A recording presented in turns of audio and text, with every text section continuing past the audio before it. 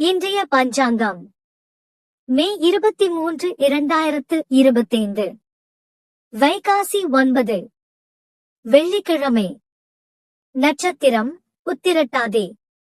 பிற்பகல் 12:25 வரை. பிறகு ரேவதி. திதி ஏகாதசி. மாலை 06:44 வரை.